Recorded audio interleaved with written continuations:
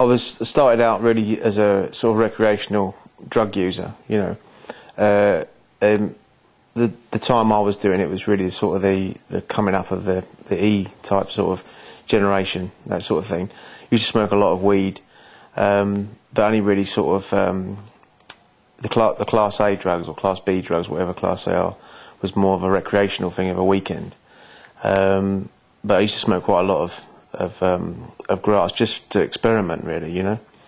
And I didn't really have any problems with it until I started experimenting with psychedelic sort of mind-altering drugs.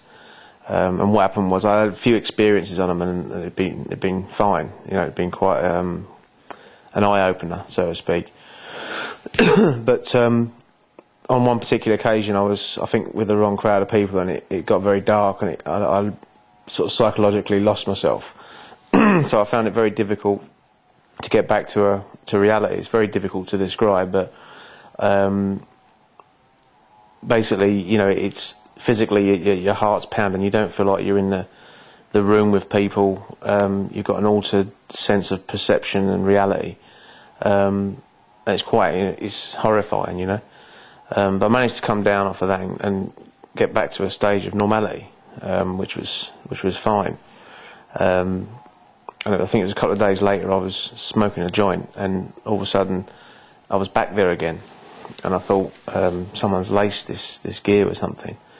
And I couldn't figure out what was going on, so I just left that, but it just stayed there and it kept coming back.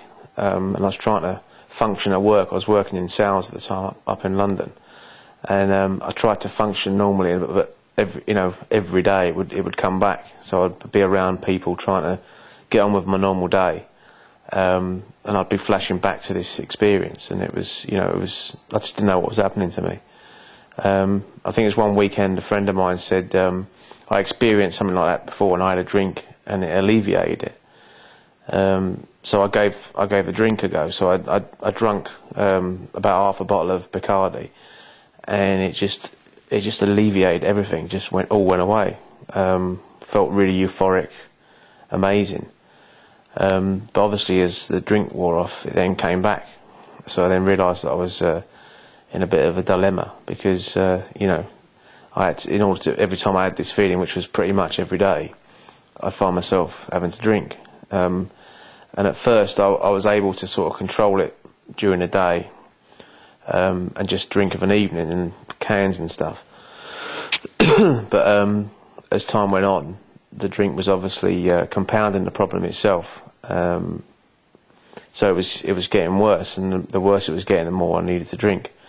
And the types of drinks I was drinking was, far stronger. So, like, from starting off with like cans of strong lager, it would then go to wine, and eventually onto the spirits.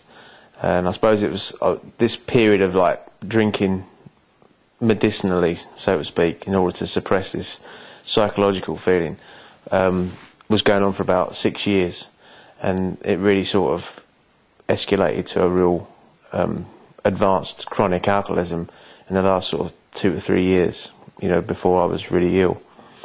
I suppose in the last sort of couple of years I was probably consuming around about up to 3 bottles of spirits a day, because of the psychological effect it had on me. It took so much alcohol to suppress these feelings, and I think my liver and my insides was taking the brunt of that, and I lost an awful lot of weight, and I started to become very dysfunctional, and I didn't really want to live anymore. I'd sort of lost because alcohol was a depressant.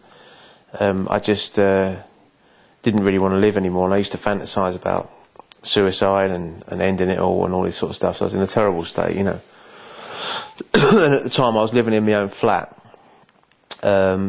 This is in South London, still working. But I think when things came to a head, I think about 6 weeks before I was really, really ill and taken to hospital, I wrote myself off from work, and I just locked myself away in my flat and closed the curtains, and I wasn't communicating with the outside world at all. I didn't have a phone at the time.